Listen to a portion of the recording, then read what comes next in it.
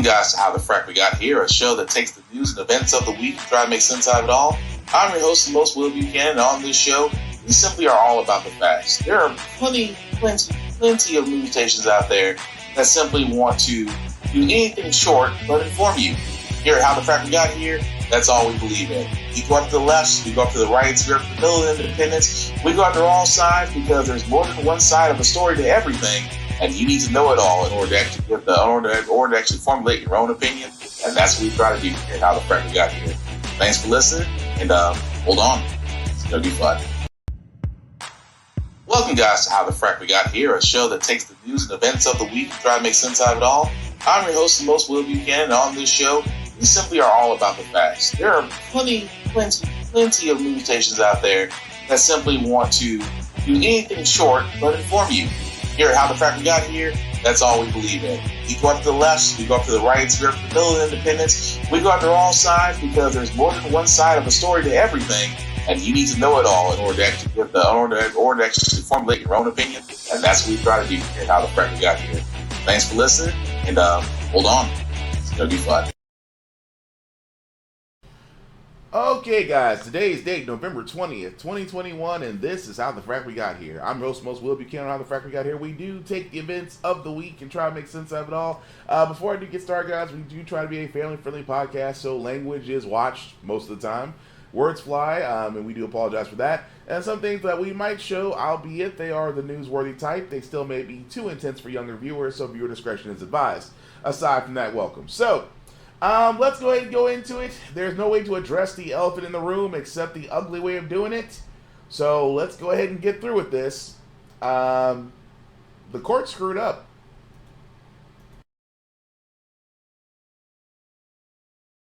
Face the jury and hearken to its verdicts. State of Wisconsin versus Kyle Rittenhouse. As to the first count of the information, Joseph Rosenbaum. We, the jury, find the defendant, Kyle H. Rittenhouse, not guilty. As to the second count of the information, Richard McGinnis. We, the jury, find the defendant, Kyle H. Rittenhouse, not guilty. As to the third count of the information, unknown male. We, the jury, find the defendant, Kyle H. Rittenhouse, not guilty.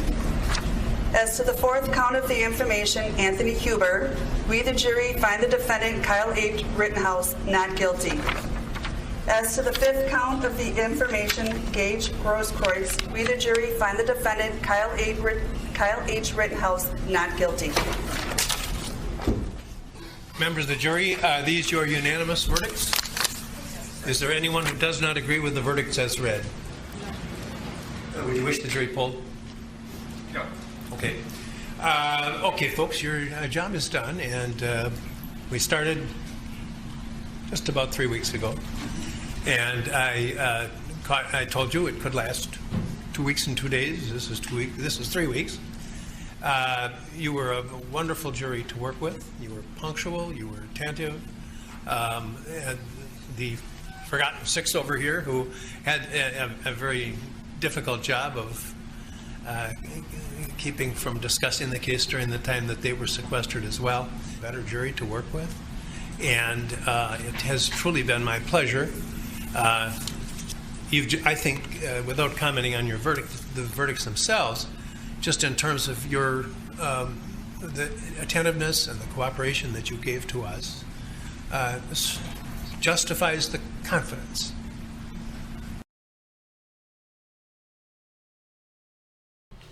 All right, and the Academy Award for Supporting Actor of Bullshit goes to Kyle Rittenhouse. Y'all, there's no other way I can say this, so I'm going to go ahead and say it anyway. Forgive my language on this. What the fuck? What in the actual... I mean, there's no other way I can say this. It's... I can go down the laundry list of where this all went wrong, but his whole acting, and I said this on my Facebook post. Just yesterday when the news broke out. He is basically going the George Zimmerman route. He is basically going to be, if not already, there'll be interviews lined up from Fox News to Newsmax. He will be hitting the conservative circuit, which means I wouldn't be surprised if the Daily Beast. I wouldn't be surprised if the Blaze. I wouldn't be surprised if Candace Owens and the Candace Owens and Tucker Carlsons of the world and the Ben Shapiro's of the world reached out to him. His life has changed, but again, it's this whole thing of justice has been lost, and it is amazing to me, the number of people, because a lot of people, I mean, don't be wrong, don't get me wrong. 2021 has shown us that, and I say this, 2021 was the year that we finally get to see where everybody stands on stuff. And again, you have some folks out there, and I hate to say this, you have some folks out there that believe that Kyle Rittenhouse acted in self-defense. You have a great number of people out there who still believes that, yes, he acted in self-defense. When, again, this whole court case has been askew. What I mean by that is that the judge was blatantly biased. When other judges have called out Judge Schroeder's actions during this case and have all said that it is a biased behavior and that he should be pulled under review, says a lot. When he basically plays a lawyer, the judge was a better lawyer than the judge was literally and figuratively a better lawyer than his own lawyer, than Rittenhouse's own lawyers. He threw out, and this is the crazy part. You want to know biasing from a judge? The judge threw out the illegal possession case. The illegal possession charge. Now keep in mind, in Kenosha, Washington, he was 17 at the time. To own a legal firearm in that city and state, you have to be 18. He was 17 holding an AR-15 style rifle. That's illegal. There is a technicality in this because the wording in the actual law itself tends to be for long-barreled weapons. The weapon that Kyle Rittenhouse had was short-barreled. Albeit it was a technicality, but still he violated the law. The judge threw that out. The judge also gave the most weirdest instructions to the jury to where the jury had to request multiple copies of the judge's instructions on looking at how this could be a case of self-defense. The judge has already sat there and laid the groundwork. And as my friend Alex, who's currently watching this right now, had a wonderful point. That the judge not only set this up to where the jury's either going to come back not guilty, she's going to come back not guilty in all counts, but the judge can declare a mistrial. I mean, he's already doing the defense's job for them. What's not to keep him from saying a mistrial? So, again, guys, it's a travesty what it is. It is a travesty, but but again, that's the thing we worry about. And not only that Kyle Rittenhouse is free. And I'm sorry, guys, what you're saying? Hey, Alex, notice how those tears look completely different from the crocodile tears he had on the handle stand. Yeah, dude was looking at life in prison. He's already booked for Tucker Carlson for Monday. He had a film crew following him the entire time. Before the final began, as soon as the verdict dropped, Tucker Carlson dropped the trailer. Oh my dear God. Tucker Carlson dropped a trailer for a documentary, showing the further, oh wow. Defense pushed at least 12 mistrial motions, 12 different type trap cards just waiting to be activated. Yeah. I did not think that Tucker Carlson could go any lower. But again, this is what I'm worried about, folks. Not only the fact that a murderer went free, the repercussions of this. Because now here's going to be the problem. There is a case that will undoubtedly have guys like him who are not law enforcement, who are not medics, but can get access to rifles and firearms and pistols, go to these protests, kill people, claim self-defense, and get off. This is why I sit there and say that this was going to be a paramount case, because this case is going to be argued in future courts.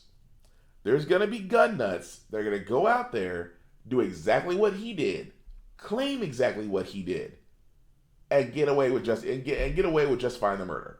Because let's be honest, guys, the facts here were so simple. His mom, who should have been charged, drove him up there when he had no reason to be up there. He called it protecting businesses. No businesses asked him to protect anything. Businesses have insurance against rioting and looting. That's what insurance is for corporations and so for large and small business corporations. They have that. Why do you think Target didn't complain when they got looted? Or Walmart didn't complain when they got looted? They have insurance. Everything is covered. At the same time, someone bought the firearm for him and gave it to him when he arrived. That person should be charged. You basically purchased a firearm and gave it to an underage person at the time. 2 other people in this case besides Rittenhouse should have been brought to charges. But again, when you take that all into consideration and when you're armed and you go to a protest, you are inviting conflict. When you are armed and you go to a protest and you're not law enforcement, you are inviting conflict. Because anybody with a firearm, including myself, if you've been trained, you don't bring a conflict, and you definitely do not reach for it unless there is no choice or de-escalation tactics have failed and it's a lethal option must be considered. He didn't do any of that. You know what he did? He did what the guys at January 6th riots did. He did what any other idiot with a gun would do. You went in there to intimidate and impose your will because you've been able to do so.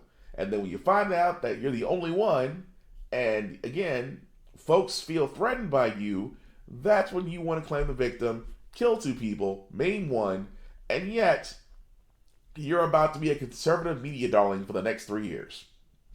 I'm sorry for my language. That is fucked up. What you guys are saying?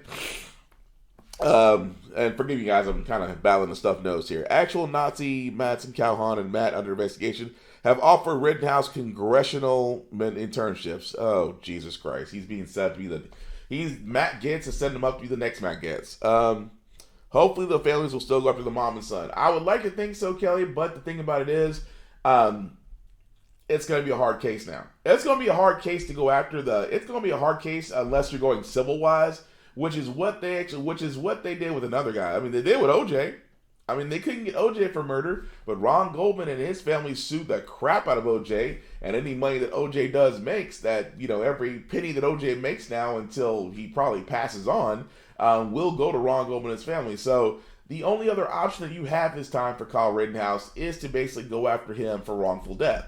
So there is that. But again, the scary part of what I'm getting at here, guys, is just that for the simple fact of the matter is, this sets up to where guys like him will go to future protests. And it's only going to escalate because now it's going to go from one person being armed to now both sides being armed. And then it just escalates from there. People have to be armed to protect themselves from other crazy people have to be armed. And you have the wild, wild west that conservative media wanted so bad. I'm just saying, for the simple fact of the matter is that when they call the National Guard, which is going to start becoming a thing now, because they called the National Guard early for this case. Because that tells you off the bat that, okay, and a lot of people are going to sit there saying, well, if they're calling the National Guard in, they've already made their minds up about this case. And they said they brought them in because they feared that rioting and looting would happen. And what happened after Kyle Rittenhouse was found not guilty? Not a thing. Which goes to tell me, who's the true terrorist here? It's certainly not the protesters who didn't actually loot or anything. They were simply protesting because of what was happening as far as law enforcement attack on minorities. But yet, let the Caucasian Mayo people get in trouble, and again, white privilege comes through. Tell me if I'm wrong. But again, like I said before, it's crazy how we've gotten this far to where, again, that's just one of the most 2 important cases that we have right now. Now that case is concluded, we switch over to Ahmaud Arbery, which again makes me worried because just like Kyle Rittenhouse, the evidence is there. 3 white men followed, stalked, and killed a black man on video. This should be a slam dunk. It was literally murder with malice. This was murder with intent. It should be the easiest case ever to convict 3 white men. Because we now can sit there and say with full confidence, you did it. But We said the same thing about Kyle Rittenhouse. Kyle Rittenhouse walked. Kyle Rittenhouse had an all-white jury except for one person of color. What's the jury in Ahmaud Arbery's case? Mostly white women, a few white men, one person of color. And yet we should be concerned because, again, the jury, the defense for these white men are pulling out all the stops, much like this one.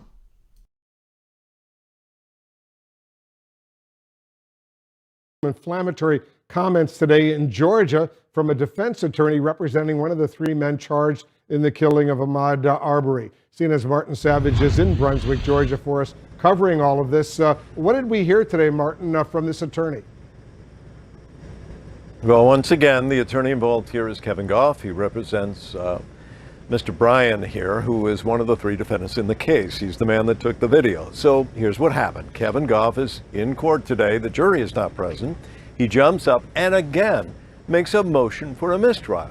His argument this time is the large crowd of primarily African-American pastors that showed up yesterday for a prayer vigil and support of the family of Ahmaud Arbery. He took offense. He felt that the loudness of the crowd, the size of it, could somehow influence and impact the jury. But remember, this is the language he uses, and this is a trial involving three white men accused of killing a black man. Listen to how he makes the complaint. Third parties are influenced in this case. They've been doing it from the gallery in this courtroom. They've been doing it outside. This is what a public lynching looks like in the 21st century, with all due respect. Just because they haven't put a gallery up, they haven't put a podium up outside with a hangman's noose on it, doesn't mean that this isn't a trial, despite the best efforts of this court. This isn't a trial that's been infected by mob violence of a woke left mob. So he is essentially accusing a crowd of primarily African-American pastors of somehow being involved in what he describes as a lynching of his white client, who is charged with the murder of a black man. You could imagine that there was already immediate outrage to those comments, but meanwhile, this case is expected to go to the jury on Monday. There'll be closing arguments starting 9 a.m. Monday morning. Well, we'll see what happens then. Martin Savage in Brunswick, Georgia for us.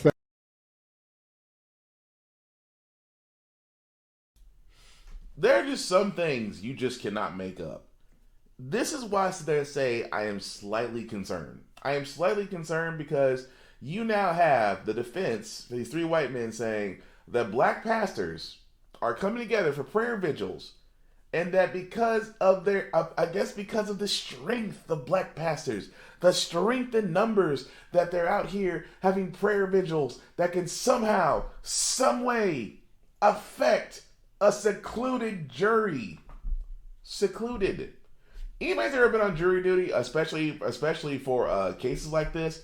For all those that never been on jury duty, let me explain something to you. For juries, if they seclude you, that means basically you go off to wherever they send you. You have no access to phones. You have no access to media. You have nothing out there to the outside world outside of food and drink, water, food and drink, and bathroom things. It's not like prison, but there's a reason for it. The reason is they don't want you to watch anything from the outside in hopes of preserving the integrity of you being a juror and just looking at the facts that are presented to you by the prosecution and the defense. That's it.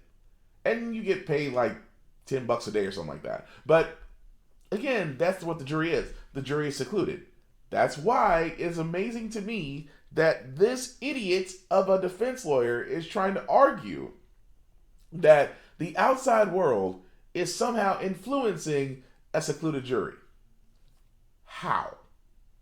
But again, this is a defense lawyer who is throwing out everything humanly possible to make it look like it's a mistrial. And this is the part that I am very scared about, is that they are doing everything they can to say the word mistrial. And keep in mind, this is the same lawyer who has already tried to file 2 motions of mistrials because of the fact of the matter, they're sitting there saying, well, the deck is being stacked against my clients. Really? the jury at this point is 98% white. 98% white, and only one juror of color is on the jury. If the deck was truly stacked against you and you could make an argument, the whole jury would be black. You know, like back in the 40s and 50s where black people were put on trial and they had all white juries. Or, you know, it's amazing when he says about the mob. He says, well, the woke left mob is trying to get mob justice. They're not even gonna hang a noose outside. Oh, like January 6th, where we saw a noose hanging outside the Capitol that was done by white people.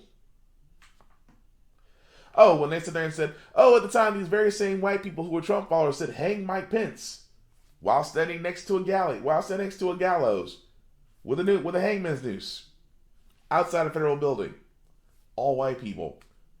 And yet, you're trying to say, in some way or form, that this is being done in Georgia by black people. That, again, I just find it interesting that this is the reason why we don't want to teach critical race theory. Or at least the proper version of history. Because everything that he says, no offense, was done by your ancestors. But that being said, however, this just tells you, as asinine, as crazy as this is, it should be alarming. We just seen it in Kenosha, Washington, where a literal murderer went free. Is it possible that these three men could be found not guilty?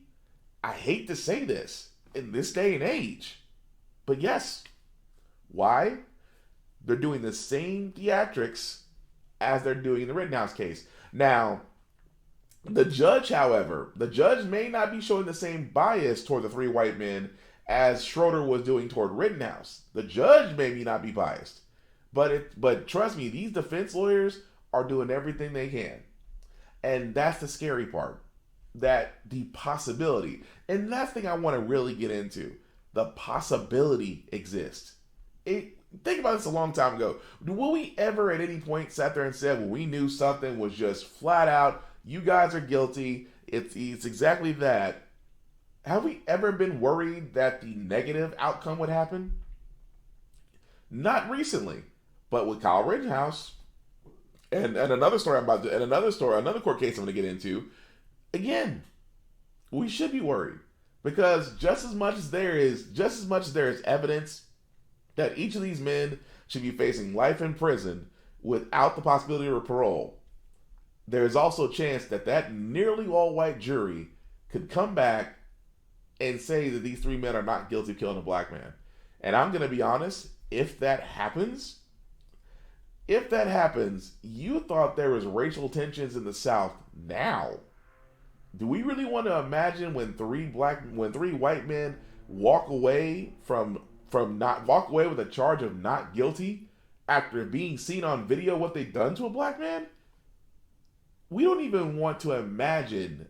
I don't even want to imagine what will happen, because at that point, it's gonna be. I hate to say it's going to be the future that a lot of these crazy out there conspiracy theorists wanted. I hope it doesn't come to that. I really do hope that justice does prevail. But let's be honest. After Kyle Rittenhouse is about to literally go from mediocrity to conservative media darling, are we really not that far off that these three white men may actually get the same? That is all I'm saying. I'm not trying to consider that. But we will follow that story, because as the journalist reported, that the closing arguments will be coming up this Monday. I would like to think the jury comes back quick.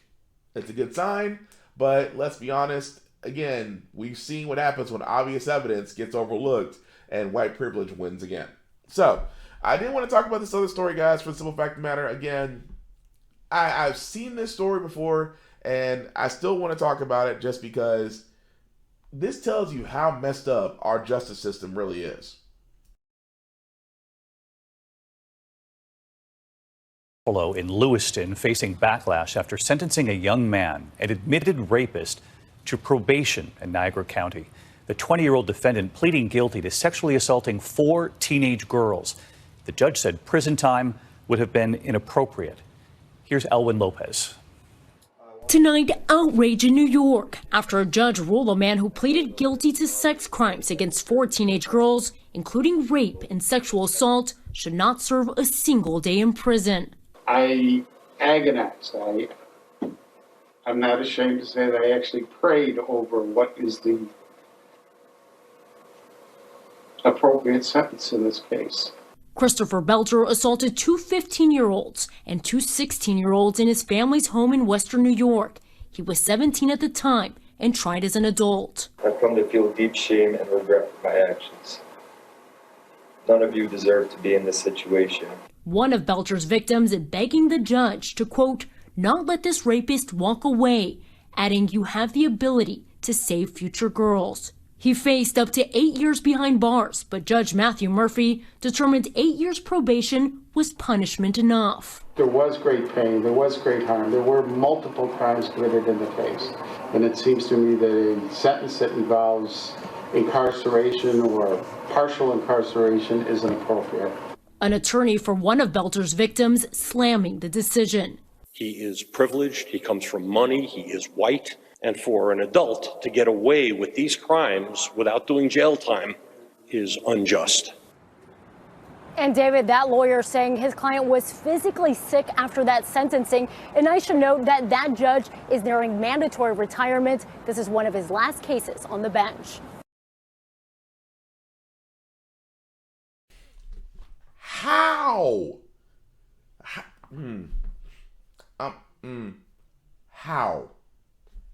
How? Again, the reason why I bring this up, because wasn't there a story 3 years ago about, I think it was his name, Eddie Brock? Was Eddie something? I think it was Eddie Brock. But again, where he sexually assaulted a girl who was drunk, admitted it, and the judge gave him probation. In this case, this douchebag raped 4 women, and the judge gave him 8 years probation.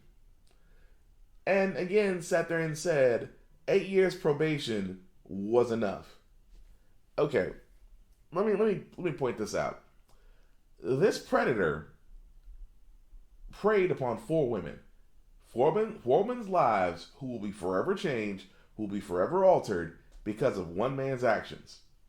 And this one man is literally getting away with it. And the judge, this is why I said the judge kind of take me off in this situation. The judge kind of take me off in this situation just for the simple fact of the matter, guys. I want to sit there and be like, well, I was so distraught over this that I prayed on it. I'm not ashamed to say I prayed on it. Excuse my language. Who the fuck did you pray to? That's like, judging by looking at your face, who the fuck you pray to? Subway? But again, it makes no sense. It makes no sense that this should have been a slam dunk case. He admitted it. His victims were there to speak up on it. In my mind, it should have been life in jail. It should have been life in prison. In my mind, this is why I said the court system is killing me. So you raped 4 women and you could have got 8 years in prison? No. In my mind, it should have let the punishment fit the crime. It's a whole different story. But in my mind, yes, the prison time should have been longer. He should have been registered as a sex offender. And yes, his parole should have not came out long after or close to the end of his sentence. But 8 years probation. And just like they said, he comes from money, which means his family is loaded. But where's the justice for his victims? Where's the justice for his victims? And it's, again, like I said before, this is the reason why I say I am so worried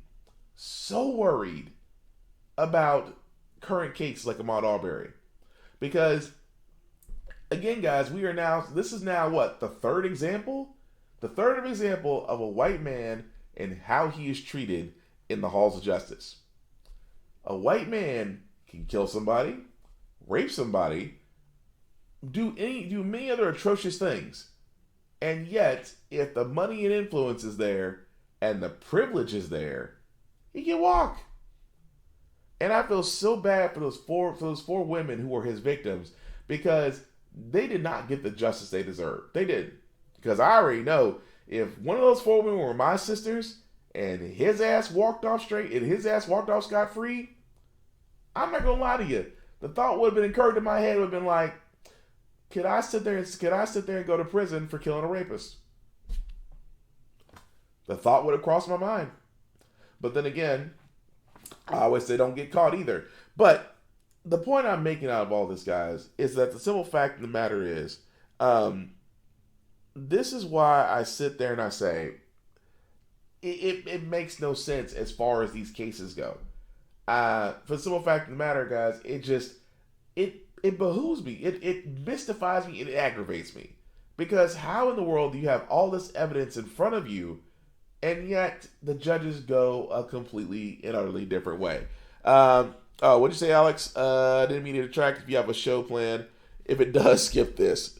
Did you see the Andrew Coffey case yesterday? Self-defense where a man was attacked by SWAT in his home. SWAT threw in a flashbang while he was asleep. He woke up, thought an attack, opened fire. His girlfriend died. He was charged for murder. He was found not guilty on 5 or 6 counts. The one that stuck was a deadly weapon possession that was by a convicted felon. They are pushing 30 years on him. The right is trying to push this as a gotcha case against the left, saying it's the same as the Rittenhouse case, except Coffey was black. Oh, yeah.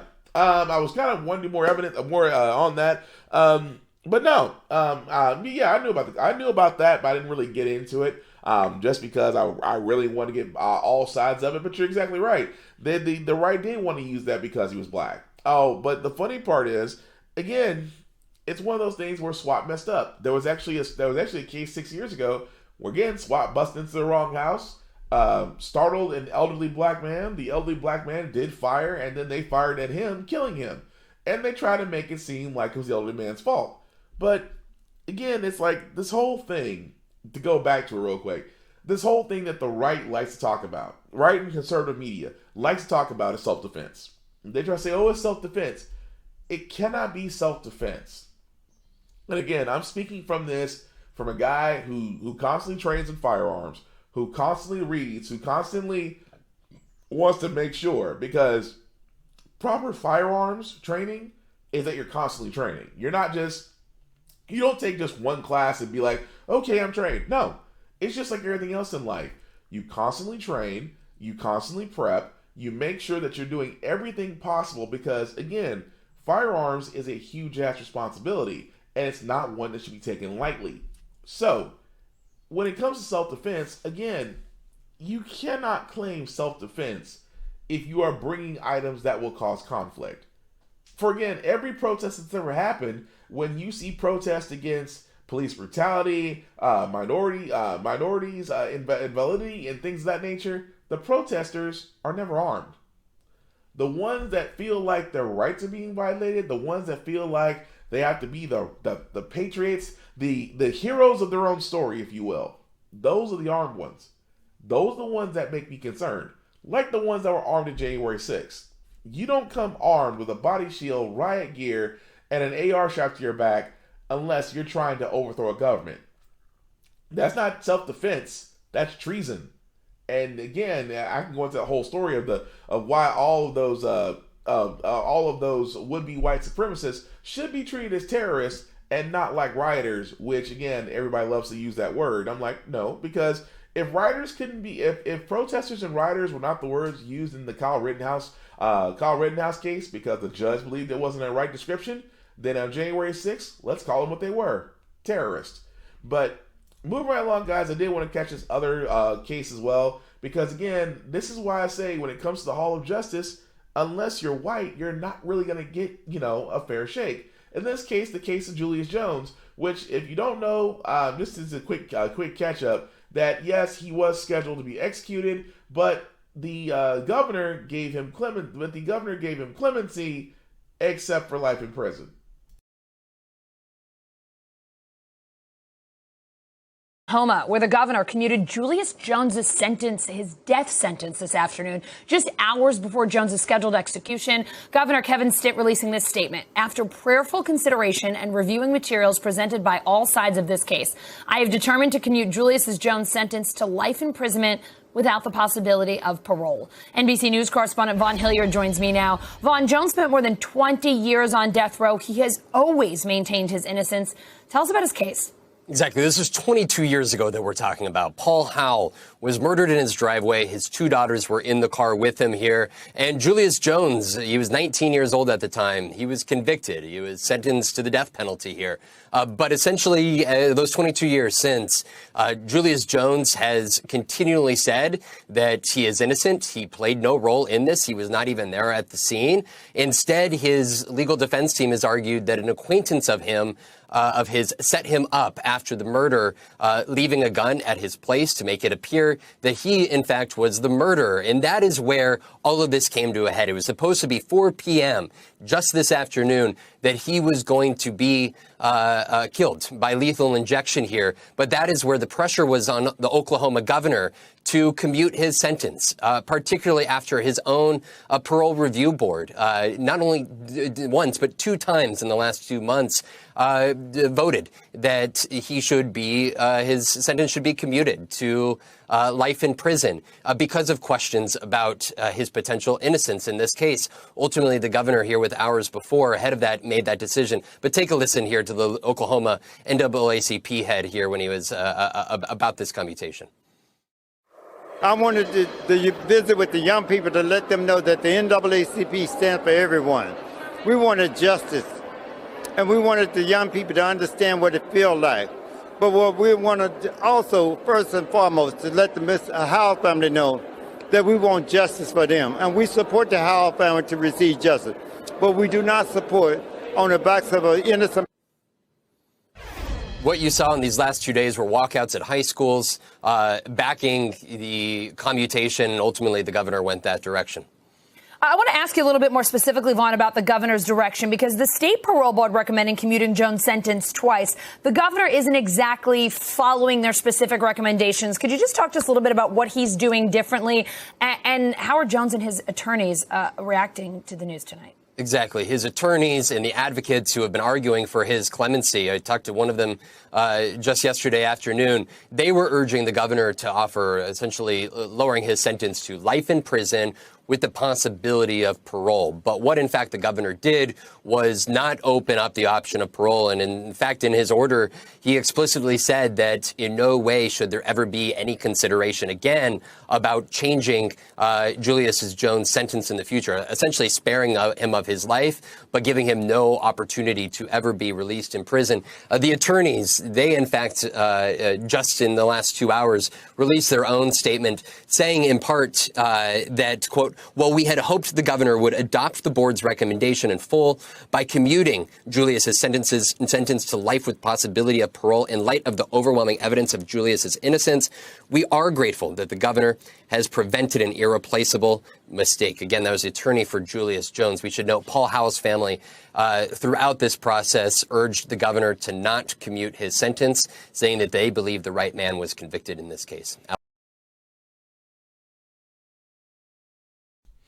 And again, please explain to me the difference.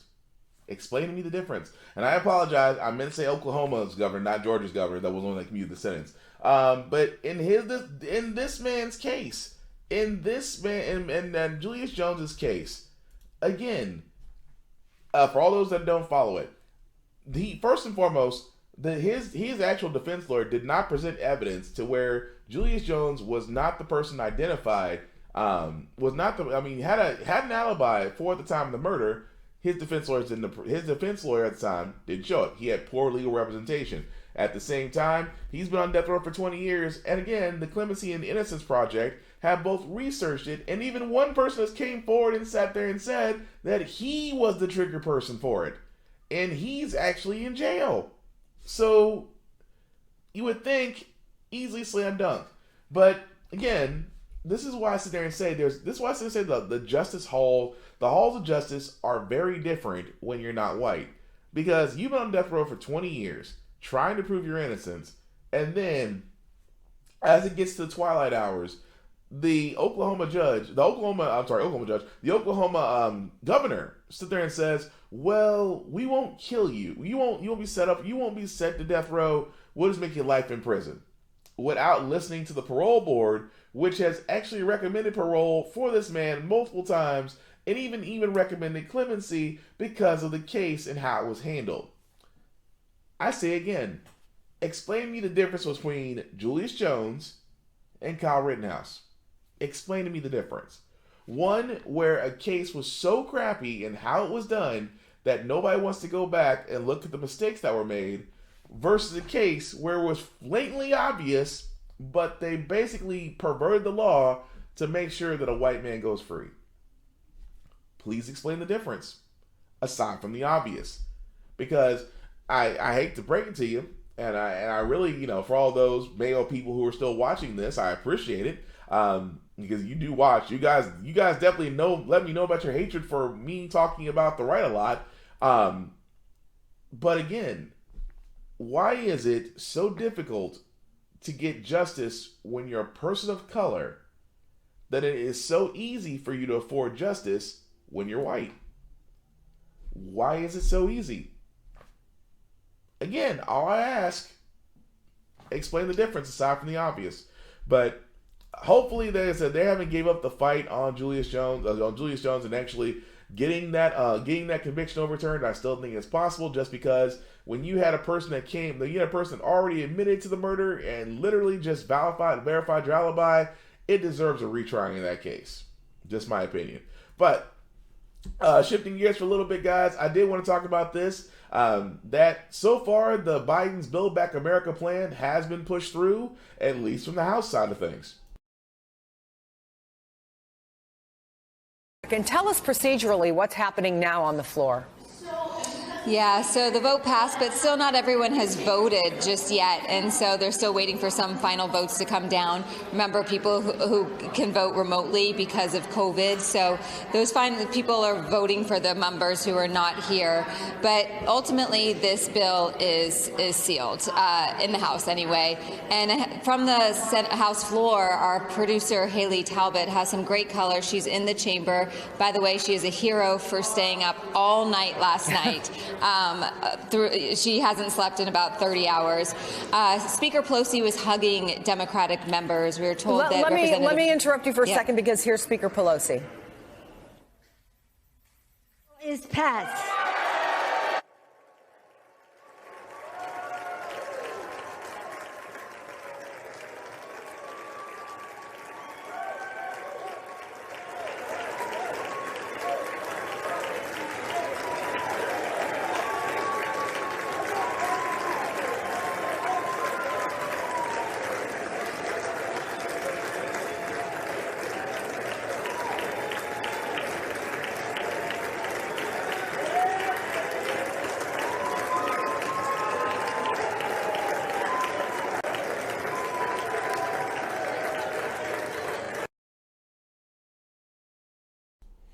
Now, of course, that was actually the aftermath. As you can see, the Democrats are celebrating. The Republicans are doing their usual thing, non-action. Now, what does that mean as far as what you guys are seeing right there? Well, basically what that means is now the House did pass the $1.7 trillion social package known as the Build Back Better, known as the Build Back Better bill. Try saying that 5 times fast. Is now heading to the Senate, where more than likely it is going to be changed again. The House did vote 220 to 213, with actually one Democrat joining the Republicans to pass the bill. So of course, what do we expect once it gets to the Senate? Keep in mind, there's two Democrats in the Senate that may or may help or break the package: Manchin and Sinema. In my opinion, the only two people that have held the Democratic Party to a literal Republican standstill since they've been elected. Now, again, there is some great things in the Build Back Better plan. Medicare expansion, the fact that insulin will be capped at $35, which again, for those that desperately need insulin as a life-saving medicine, will not be given a death sentence, because a lot of people have been rationing their insulin just because insulin costs are ridiculous. But I've always sat there and said this about healthcare, that the healthcare system in America is a for-profit system, and that's been the problem the entire time. Not to mention the fact that the U.S. is the only country out there whose actual medical market field or drug field is closed. We don't do business with Canada, Mexico, or any other country, but only specifically where the insurance companies want to do business. Why? Because they lobby for it. So, again, there's so many things wrong However, the Build Back Better plan is helping out a little bit. It's even got included child pay care and family medical leave. Things that should have, maternity leave, paid maternity leave. Something that most other countries that we used to consider third world are actually beating us in actually have it. So again, that's good news. However, again, this goes to the Senate, which means that it still could be shot down or it could be redacted. It could be a number of things. But again, guys, this is the point where I'm saying that it depends on what we see. Now, the Democrats, although this might be, better late than never, I still think because of what happened in these couple of special elections that we had just a month ago, has finally lit a fire on the Democrats behind to finally get things done. I'm just saying. But we will follow that as it goes along. However, speaking of childcare, again, a lot of companies are finally seeing the light. And I mean seeing the light is because with the strike in September and October, and even in the current month of November, people are leaving their jobs in droves. Now, one of the reasons why a lot of employers are running into problems outside of paying people what they should be paying them is the simple fact of the matter is that a lot of workers have kids. And if you have kids, and of course the cost of daycare is skyrocketing, that a lot of parents have to go from a 2-income to a single-income household because someone has to stay behind and watch the kids because nobody cannot afford $300, $400 a week in childcare. That being said, some companies are starting to adopt childcare costs in a way to entice workers. Childcare and even universal preschool for a lot of families. And while congressional Democrats are working to find a way to push it forward, some employers are taking matters into their own hands. A growing number now offering childcare on site. My partner Morgan Radford has more. Aaron, hundreds of companies across the country are now offering additional childcare benefits since the pandemic. And that's pretty surprising given how hard businesses were hit in recent months. But the reality of it is the parents we spoke to say this trend may actually be less of a perk and more of a requirement.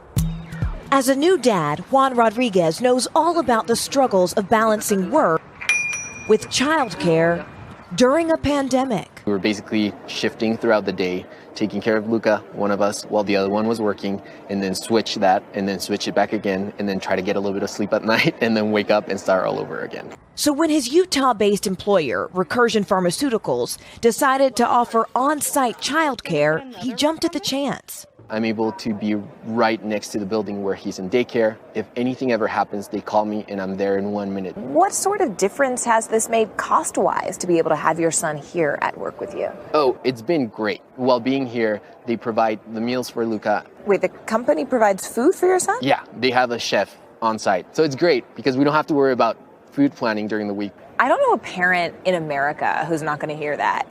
Just like their jaw will drop to the floor. Juan is actually one of the nearly 27 million American workers who depend on childcare, and less than 10% of employers offer things like daycare subsidies. But now, as Congress debates whether to offer free or subsidized programs, companies are taking matters into their own hands. You work here, you have your labs over here, and then where's the childcare? Childcare center is just on the other side. It's a perk Recursion CEO Chris Gibson says other companies will need in order to compete. What would you say to other CEOs who are perhaps hesitant or on the fence about offering a service like this? Well, for those CEOs, we're going to be able to hire their talent. If you want to build an incredible, successful company in the kind of knowledge economy future, you have to take care of your people. This is going to be the norm.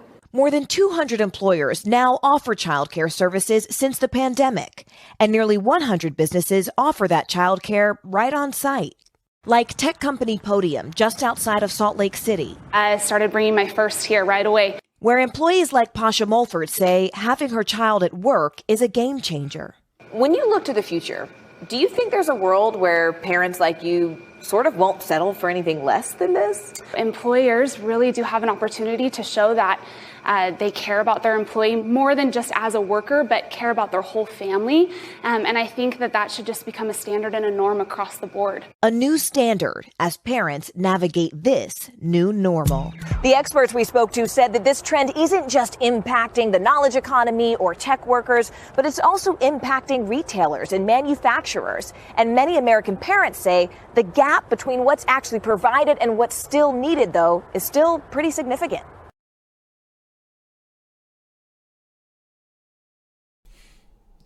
Imagine. I've been saying this, that in this day and age, if you, like I said, we basically, for a lot of us, have worked from home. And for us to work from home, it's gotten to, it's made us comfortable. It has. I'm not gonna lie. Excuse me. For the simple fact of the matter is, I've been working at home now going on about 2 years. It's addictive.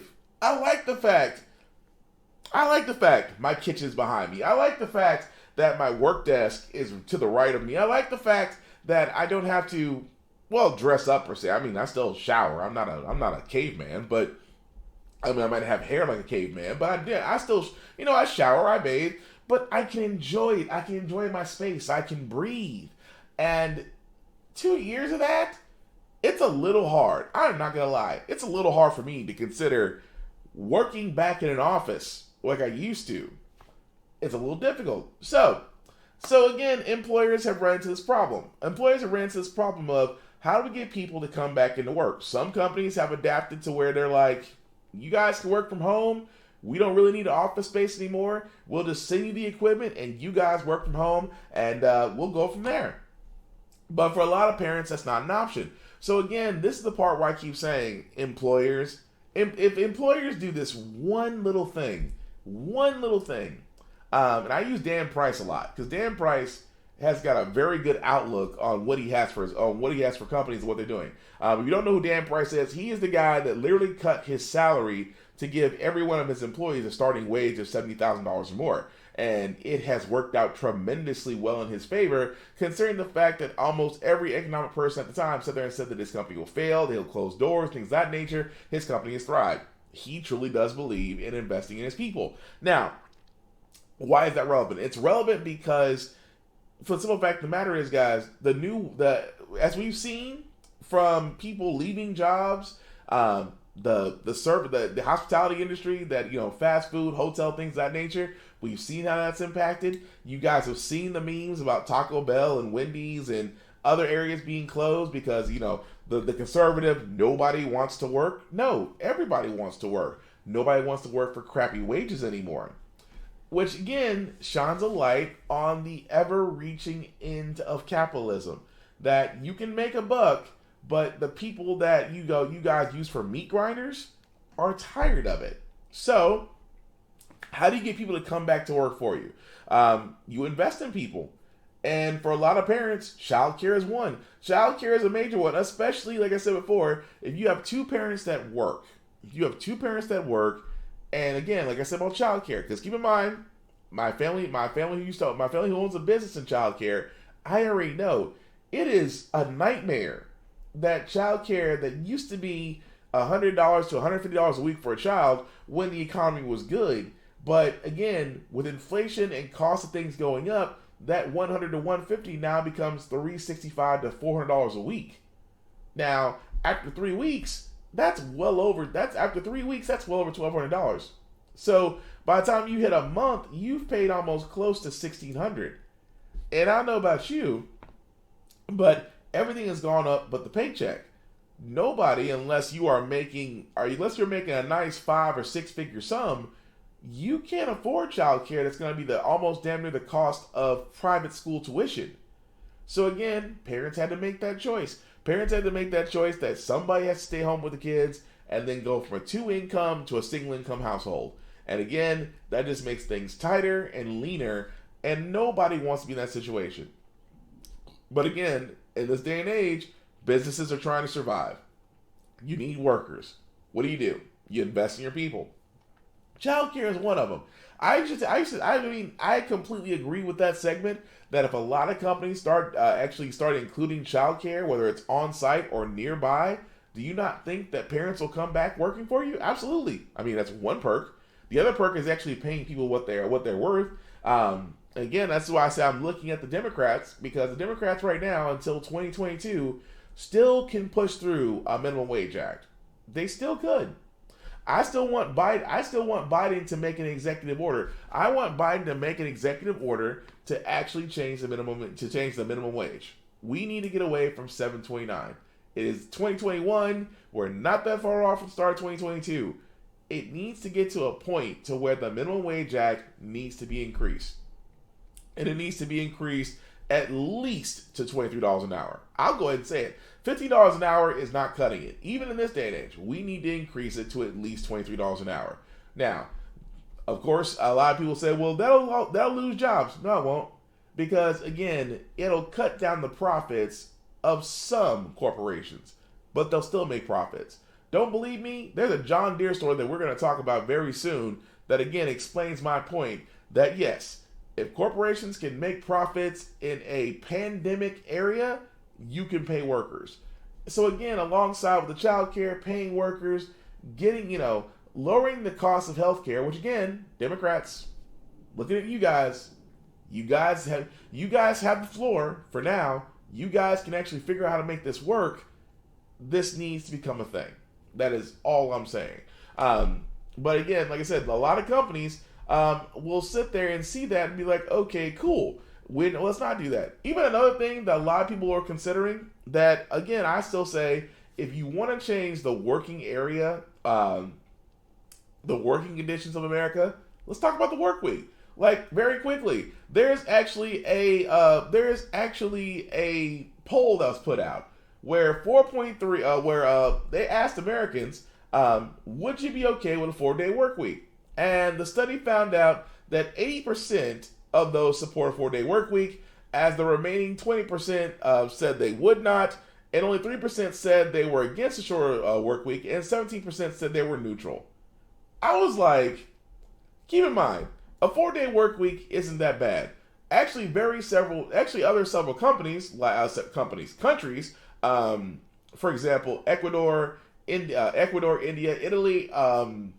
Italy, Florence, a lot of the EU, actually, now that I think about it, are all accepting 4-day work weeks. Now, they are, some of them do 10-day shifts, some of them do 4/10s, which is just 10-day shifts from Monday to Thursday.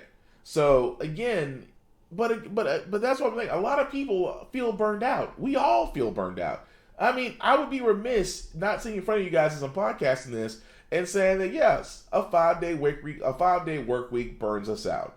I mean, Saturday and Sunday blow by so fast that you feel like you just went on a lunch break for 16 hours and then come back and you're right back to work. A lot of Americans feel burned out. Why? The pursuit of a dollar. The pursuit of making sure that we earn just enough just to stay above water and remain at the broke even point is stressful. Why? Bills are stressful. Bills are stressful. Getting food, car maintenance, life, spouse, children, all of that put together is stressful. So again, you adding in work, which again, a lot of people, let's be honest, if you have a job, 9 times out of 10 you hate it. I understand. Where, again, you feel burnt out. So a 4-day work week isn't a bad idea. I would actually support it just because some of us have stuff we want to do during the week that we can't get to during the weekend. There may be some businesses or places that are closed during the weekend that you may want to try to get to on a Friday. There's nothing wrong with that. But again, this kind of goes back into America's love of capitalism, which again, if you do believe conservatives, there's nothing wrong with capitalism, that the invisible hand controls the market. No, it doesn't. Corporations control the market. Corporations control the market because they like profits. Even more so that the more the profits increase, the more they squeeze the guy at the bottom of the totem pole. Why? Because their profits increase. So it's like it's basically like Reaganomics all over again. So I'm all for it. Like I said, I would like to actually see a 4-day work week do occur because again, we've seen Google and Amazon and other places. Well, not Amazon. I'm sorry. We've seen Google and Microsoft introduce a 4-day work week. And for my intents and purposes, from what I found out, they're still doing that, even more so while they're working from home. So I still think it's a great idea. It'll be interesting to see if corporations will do that. However, in the U.S., it might take a while, just like increasing minimum wage. But I did want to get to John Deere before we get to our next last story.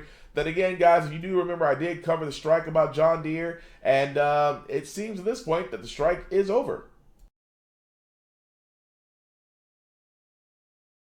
Win for thousands of workers at John Deere, who just approved a new labor deal after months on the picket line. This is the latest in a wave of labor activism that's sweeping the country. So here's a look by the numbers. By a vote of 61% to 39%, the unionized workers of John Deere approved this deal, which gives them an $8,500 signing bonus, a 20% wage increase over the life of the contract, and a 10% wage increase this year, as well as cost of living adjustments and other benefits too. Now, this comes after more than 10,000 workers walked off the job in mid-October in the first John Deere strike in more than 30 years. Now, workers were responding in part to John Deere's record high earnings of $4.69 billion in just 9 months. That is more than double what the company made the year before. But while workers saw little improvement in their paychecks, John Deere's chairman and CEO made more than $15 million in 1 year. And that was 220 times the pay of median employees. Now, across the country, we're seeing workers moving to unionize at major companies like Amazon, Starbucks, and for a historical perspective, about 35% of all U.S. workers were unionized in the 1950s. Today, it is about 11% of wage and salary. So, they got, I mean, for the majority part of it, John Deere workers did get what they wanted. They did get a signing bonus. They did get increased pay. Their benefits did increase and not decrease. So a good majority of the workers did agree to that and decided that that would be enough as they are signing the contract. And of course, the strike is at this point considerably over. So with that being said, guys, I'm going to go ahead and say short and sweet. Unions work. Unions have always worked. I mean, yeah, but what about the union dues? Yes, you do have to pay union dues. But here's the thing. Historically, unions have always worked. Unions actually got you a 40-day work week. They actually did get you paid time off. They got you sick leave and family leave. But you did not think for a second a corporation is going to do that. There is not a corporation out there that likes unions, because unions hold corporations accountable. I've even said it many times for all those that work at Dell and they can back up what I'm saying. Michael Dell hates unions. We now see that Amazon hates unions, even so much more that they will violate corporate law just a union breakup, or pretty much secede anybody out that talks about unions. You now see it with Starbucks. Starbucks people are trying to unionize, and their corporations are like, the corporation standpoint is, well, you guys can unionize, but why should you? I mean, we treat you well, right? Any corporation that is against unions needs to have a union. If you don't have one where you work, start one. I guarantee it is going to be a rough patch, because again, corporations love going to places where there's a lack of unions. Don't believe me? Take my home state of Tennessee, for example. That literally Amazon has slowly started to take up new areas in Tennessee. No union. Ford will be developing an electrical car plant here in Memphis in Tennessee. Any word of a union? Let's not forget Volkswagen. Volkswagen, for all those who remember, has a plant in Chattanooga. Don't remember if there's a union there either. Now, I'm not saying that just because it's the South and it's a right to work spot, corporations don't like unions. Because as you can see with John Deere, they held John Deere's feet to the fire, because when you have nearly $4.7 billion in record profits, your CEO makes $15 million in 1 year, but your paycheck is still the same and your benefits are being reduced, I can see why you went on strike. And you can see what happens, that when you go on strike, yes, the corporation may hire other people, but we've seen that the other people that did hire with John Deere were having record accident days. At the same time, if enough of you, and I keep saying, I can't say this enough, and it's been said, not only by me, but by previous generations, they've all said the same thing. If you all strike together, and a great number of us all do it at the same time, you will get their attention.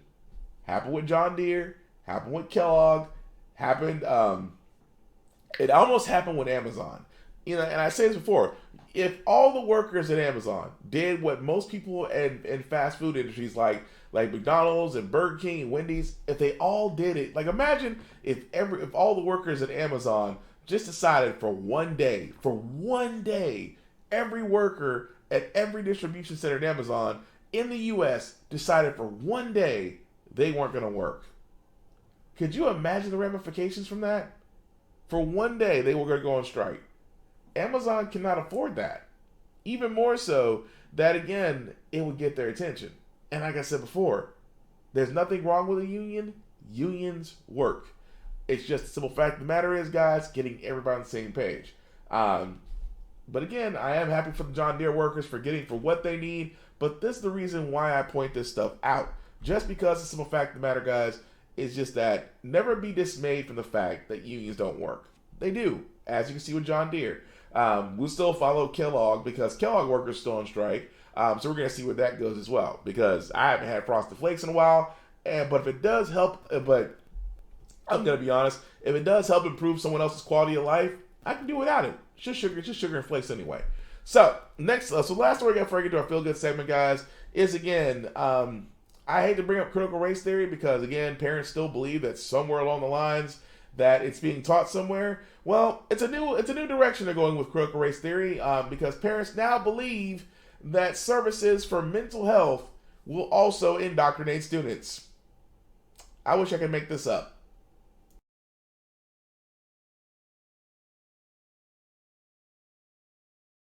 Parents protesting critical race theory in schools are taking on a new foe. Parent groups are now fighting against suicide prevention programs, mental health coordinators, and social emotional learning. They say they're being used to indoctrinate their kids and ask them invasive questions about their feelings, sexuality, and race. NBC News reporter Tyler Kincaid joins us now. So, Tyler, we saw really how important education in critical race theory was in this month's Virginia gubernatorial race. What's going on now? Well, a lot of these activist groups are increasingly taking aim at programs designed to address student mental health. In one district in Indiana, for example, activists are demanding that the schools fire their mental health coordinator, calling it a, quote, dangerous job. In Virginia, which you mentioned, parent activists have latched on to surveys that schools use. And these surveys ask kids questions like, do you feel welcome at school? Do you have a trusted adult you can talk to? And some of these surveys also ask students whether they identify as LGBTQ. And that's because schools want to know whether those students in particular are being bullied. But then activists have looked at these surveys and said, this is data mining, and they say the questions are inappropriate for a child to answer. So, Tyler, some of the parents accuse some of these programs of putting the idea of suicide in their children's heads. How's the community reacting? Well, we've seen this in a couple different states, and in one state more recently, it's been, there hasn't been any movement in South Lake, Texas, for example, where a mom showed up to a school board meeting and said that a suicide prevention program by its very nature introduces the idea of suicide to kids.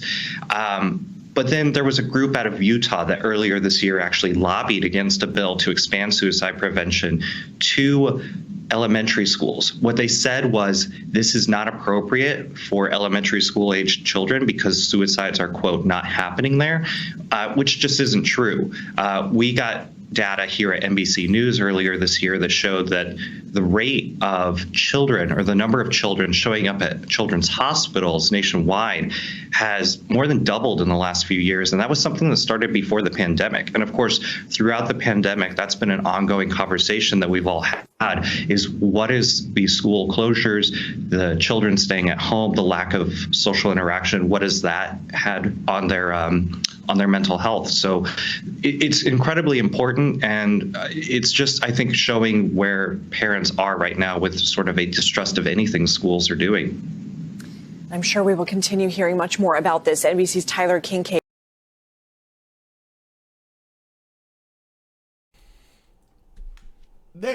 You just can't make this up.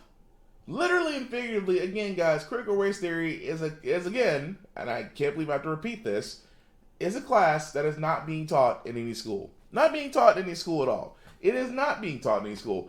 It's being taught in law school. That's it. There is not a school in America that is not outside of a law school it's teaching critical race theory. But because conservative media brought it up, and because a lot of parents panicked, oh, well, we don't want this being taught to our kids. You don't want the history, the real history being taught to your kids, but you're okay with watered down social studies. Cool. But again, the mental health aspect of it all.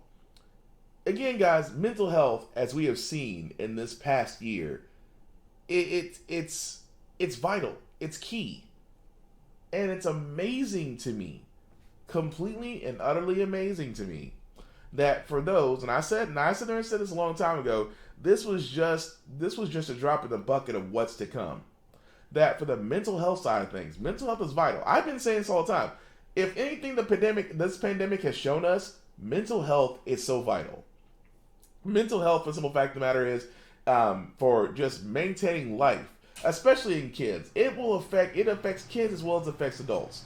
So those counselor services that are in schools are needed as well as for outside of school, because kids need to find their safe spaces. They need to find areas to where they can literally and figuratively express themselves in a controlled environment to where they can become better, productive adults. It's not indoctrination. It's not. They're not. They're asking too invasive questions. Really? The question they're asking is, how are you guys today? How are you feeling? Are you good? Do you need to talk? Do you need a moment? Do you need to cry? Do you need to do anything? That's not indoctrination, folks. That's just called caring. And the only way that actually, and I said, it's not indoctrination. It's not critical race theory. For again, a lot of people are scared of the word, but honestly, there's nothing to be scared about with critical race theory. For the simple fact of the matter is, if you guys are really that effing scared of it, that just tells me that either A, you don't understand it, or B, you're afraid that your history is not going to show you off as the bright and shiny progressive folks you really are. Because we're about to come up on it, because let's be kind of honest, if we're really being honest about critical race theory, if we really looked at Thanksgiving and the way Thanksgiving really happened, yeah, we wouldn't be celebrating Thanksgiving, considering the fact that, again, we are celebrating a tradition of when where Native Americans helped out illegal immigrants, and legal immigrants were paid back that kindness by taking out Native Americans. True history, folks. But again, I just thought that was crazy. But that's really going to do it for our stories, guys. So let's go ahead and get into our feel-good segments, because, again, with how the Frack we got here, we usually do cover a lot of things that are doom and gloom. Sometimes we can lose your faith in humanity. But, hey, it's the weekend, and if you're in Tennessee, it's freaking cold. And I love it because I love winter, because when you got hair like this, summer's not a friend to you. But with that being said, guys, I do got a couple stories I do want to show that will hopefully, change your spirits, get a lift in yourself, put a smile on your face. This first one, I'm going to play. I can't say anything, because I always say when I get up to this age, I still hope that I'm just as mobile as this woman is.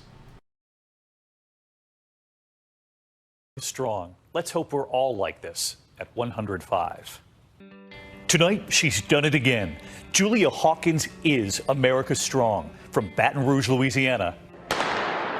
You met her here 3 years ago. Back then, just 102 years old, she set the world record in the 60-meter dash. Then, at 103 years old, a record in the 50-meter dash. So quick, they call her Hurricane Hawkins. The hurricane is in the house.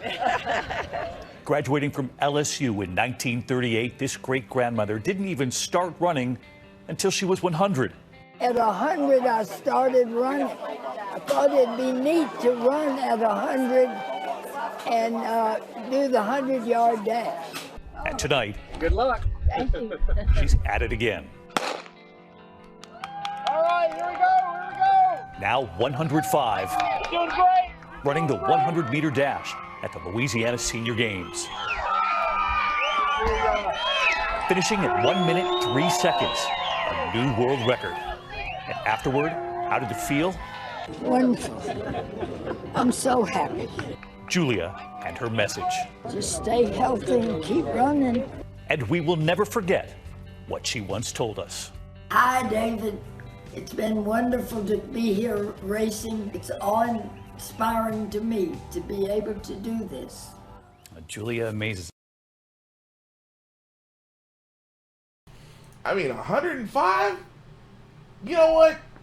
Forget the fact that you are a centurion. 105 and you're still running. That's my goal. I mean, if I make it to 105, I still want to be able to run. And I thought that was cool, because whatever is in your DNA, it's for you to be 105. needs to be studied. It really does. But again, I just thought that was cool because, again, 105 years old and still running and still being active. And honestly, as I'm learning in my fitness journey, being active is key. Because, like I said, for me, I know I'm still working on myself, still trying to get myself right. But 105 and still be that active, there are guys in the gym I know who are in their 70s, and I mean, look like they're 40. That's what I'm trying to get to. I know I can't do anything about my gray hair because, let me be honest with you, all this up here is all gray. Do you know how many dye packages I'm going to have to go through to make this all black? But then again, I've had gray hair since I was 13 years old, so I live with it. But anyway, that's neither here nor there. Keeping it going, guys, I did want to celebrate this day of a woman who has dedicated her life to basically being about children, and she's adopted 13 children and raised them. And I don't know about y'all, but anybody who decides to take on children and literally enrich their lives, into my mind, is the strongest parent out there. But I want to just basically show this woman off and give her flowers. Day all morning long, and now it's time to surprise one incredibly special woman who truly exemplifies. Paula Cornelius, there she is. She's a mom, a giver, she's selfless, and most of all, she has a heart of gold. When Paula found out she couldn't have children of her own, she stepped in to help others, adopting 13 children with her husband, Michael. And she did not stop there, and now she is giving back to other parents in need. The one and only Janae Norman, she's been with this family all morning long. Hey, Janae, take it away. Hey guys, it is so exciting. Paula right now is inside her sister Alexandria's house. We've been here in Dallas all morning long with all of the folks out here. Paula knows more than anyone what it takes to take care of a family, so she started the Lullaby House, an organization with her sister Alexandria. Right now they're inside working hard with some other volunteers, putting together care packages for other moms in need. So now we've got a little surprise for Paula. Paula! Alexandria! Paula! Come on, come on, come on. Where's Paula? Paula, come here. Hey, girl. Hey, Paula. I'm Janae Norman with Good Morning America. Come on. You are on live TV. I know. Come on. It's okay. It's a lot, right? Look at this. We've been sneaking around all morning long. Come on, come on, come on. All these people here who love you. They want to celebrate you. They all know how special you are. How do you feel, Paula? It's a lot, right? They all know how special you are, but let's show America your story. Watch right here. Oh my, Santa.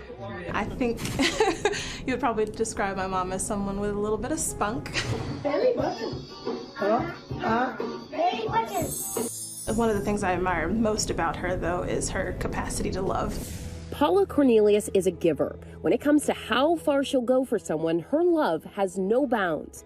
Paula was a social worker when she first graduated from school. She would take care of a lot of kids that were in the foster care system, and so she decided to start adopting. And so Paula adopted 13 children, all from teenage mothers. Not everyone has the capacity for 13 kids or more, but I think she has a grace for family, a grace for parenting specifically. When Paula found out she couldn't have biological children of her own, she stepped up for others. First, adopting Sydney, her eldest, then adopting more. After that, she realized a lot of her kids had biological siblings, so she adopted them as well, leaving Paula and her husband Michael with one very large, very happy family. I'll tell you what, Christmases became stressful. It's not even about blood. It's about family, love, and taking them out of not so good situations and inspiring them and giving them a foundation to go out in the world and accomplish great things. But Paula opening the doors for these kids to have relationships with their biological parents as well. You get the best of both worlds. You have adopted and then you have your blood parents. For these 13, Paula has changed their lives, but they're not the only ones she's helped with her love. Teaming up with her sister to form the Lullaby House in Dallas, Texas, an organization dedicated to helping teenage parents. We do all teenage parents, but giving that love and support that they need and letting them know that even though they may be in a crisis situation right now, it doesn't define their life. Now, those she's helped want to thank Paula for everything. Thank you so much. With all my heart. Bless you 1,000 times over. I love you. And I appreciate you. I still look up to you, and I thank you because my life would have not been the same without a big sister like you. We love you, Mom. We love you, Mom. Now, Paula, how are you feeling right now? I see you wiping tears. Overwhelmed. Overwhelmed. You had no idea this was happening, did you? Oh, goodness. All these people love you so much, and we know that this year has taken such a toll on you with COVID. Your sister Alexandria was diagnosed with cancer. Thankfully, Alexandria is healthy. You were with her every step of the way. We also know that you had a big family trip planned, but because of the pandemic, that was canceled. Well, I want you to look right here. You might recognize somebody with my friend Rob Marciano. Rob, take it away. Hi, Janae. Good morning, Paula. We're here, of course, with Mickey himself. I mean, the mouse that can do just about everything. And we know, like Janae said, that you were planning a trip here to Disney World. And, well, Mickey was really disappointed, weren't you? I mean, you really, really want to meet Paula. So, Mickey and everybody here at Disney World, we want to bring you here to meet the main man. You, your entire family, vacation in Disney World, Paula. America loves you, and so does Disney. What do you think about that? All right. So, Paula, you are going to Disney World. 5 days, 4 nights to Disney World. So exciting. But like I said, we know you had a family trip planned, right? For like 25 people, everybody here, your first big family trip. And we know everything's bigger in Texas, including the surprises. And that's why Disney's not just sending you, Paula. Disney is sending every single one of you.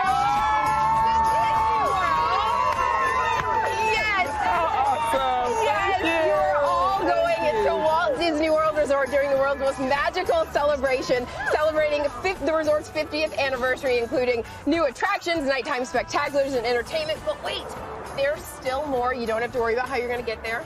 Southwest Airlines providing round-trip tickets for all 29.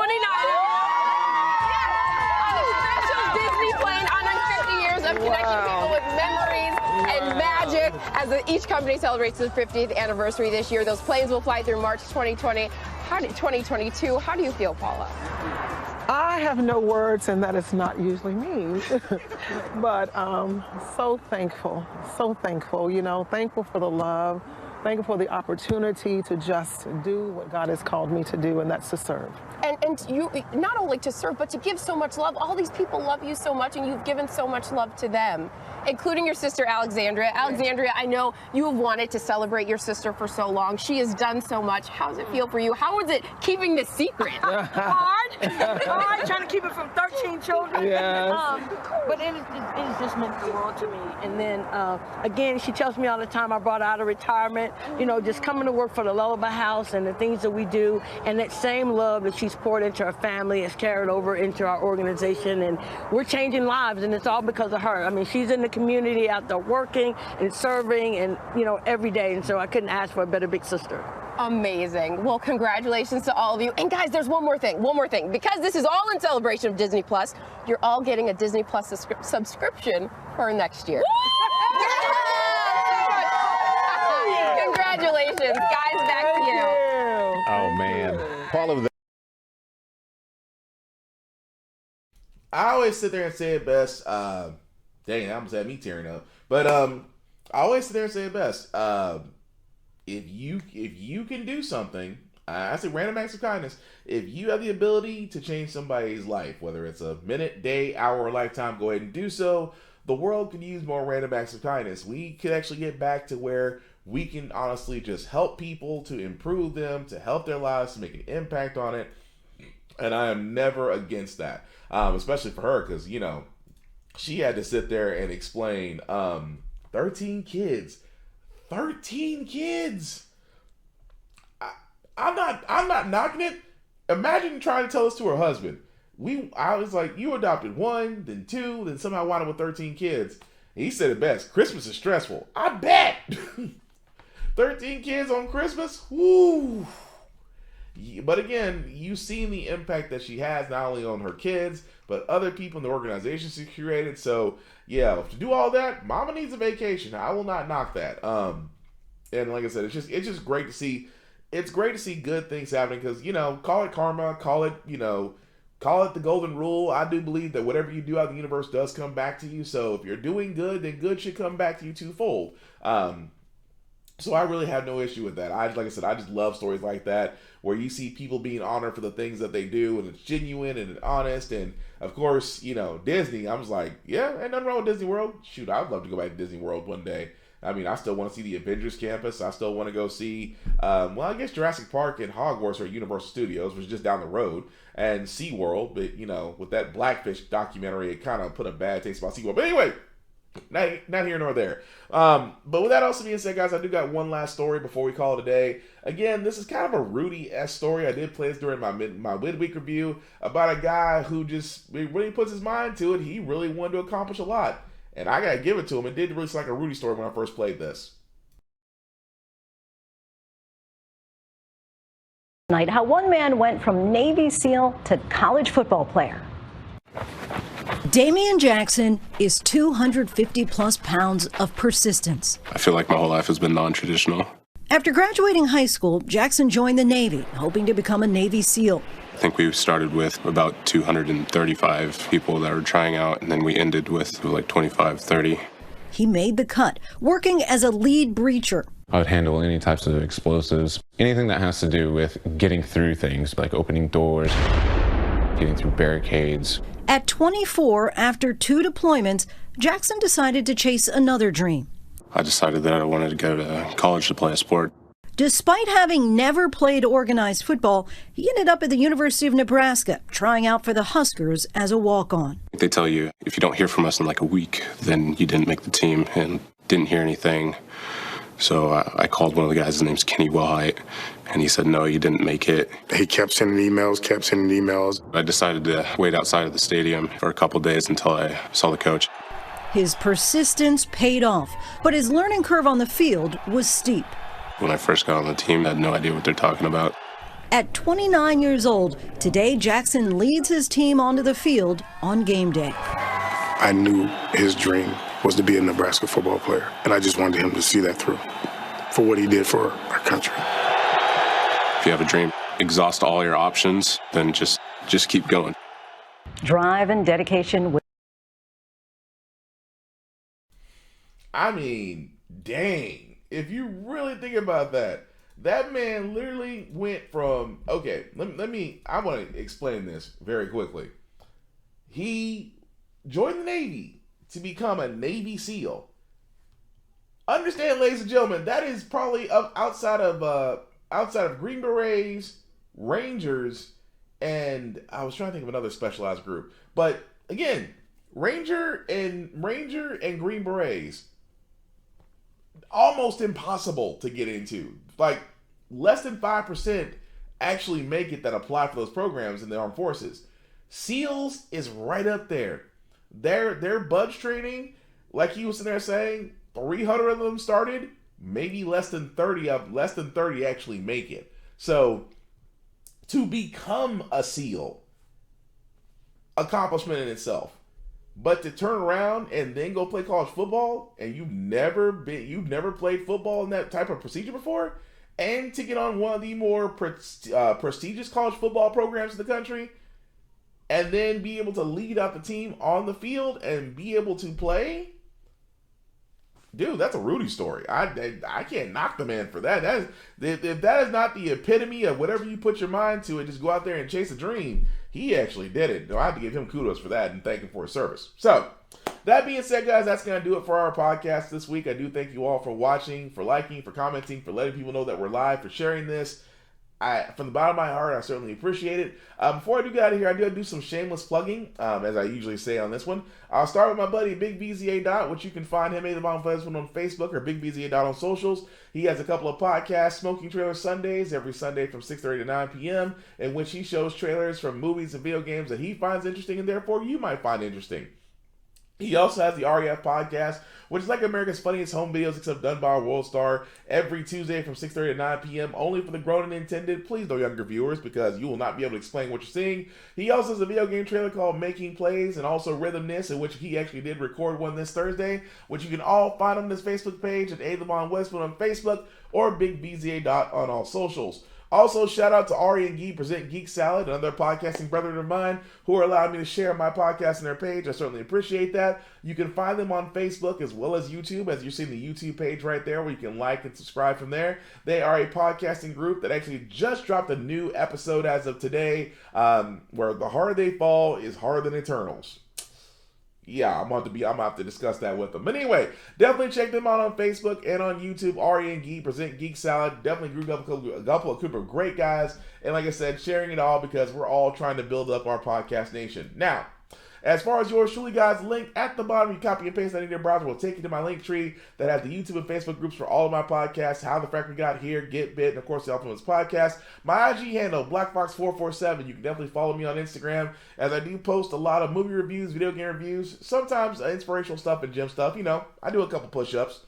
You know, this wasn't here. I don't really do this a lot, but the fact that I can do this and I actually have something, y'all understand. I wasn't a fitness person, but when you start seeing your body change and you start actually feeling good, that's when you can do this and it's like, oh crap, I got a bicep. Nice. Personal achievement for me, I know. But still, again, I just like to be able to do that. But definitely like and follow me there. Like I said, guys, before I wrap this up, COVID-19 is real. The Delta variant is real. The Mu variant is real. Again, if you haven't been vaccinated, please get vaccinated. What are you waiting for? Please wear a mask when you're going out, because I know right now that it feels a little bit lax, but the holidays are coming up, Thanksgiving and Christmas and New Year's. People want to be together. Guys, let's be smart. Let's be safe. When we protect ourselves, we're protecting others. Let's lower the countdown, because not only for the simple fact of the matter that ICUs are still occupied, the other side of it is there are still plenty of people out there that need life-saving medical assistance and surgery.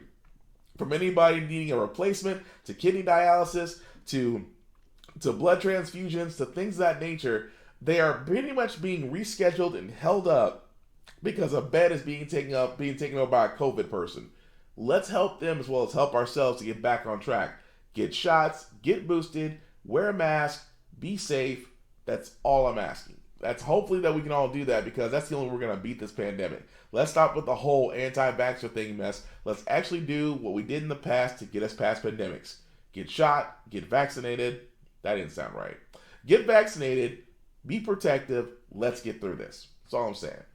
But that being said, guys, the last thing I'll say about how the Frack We Got Here, it's all about staying informed. We're not trying to change minds. We're not trying to persuade others. We're not trying to force our opinions down your throat. We're trying to present all the evidence in front of you to allow you to make up your own mind. We do a lot better as a society when we're informed. We're progressive. We move forward. We try to right the wrongs of our past by making decisions now that should have been done back then, like electing our first Madam Vice President who was black. We're still hoping for Michelle Obama and her husband in 2024, because I fear that Trump will somehow, with all the multiple lawsuits he's facing right now, will still be around in 2024. I hope that's not the case, but if so, Michelle, we need you right now. You are the hero. You are the hero. You are the hero this city does not deserve, but it's the one we need right now. That being said, guys, thank you all for watching. If you're watching this on the playback, please comment if it's live. I still want to know what you guys think. Aside from that, guys, please take care of yourselves and each other, and we will all get through this. Peace.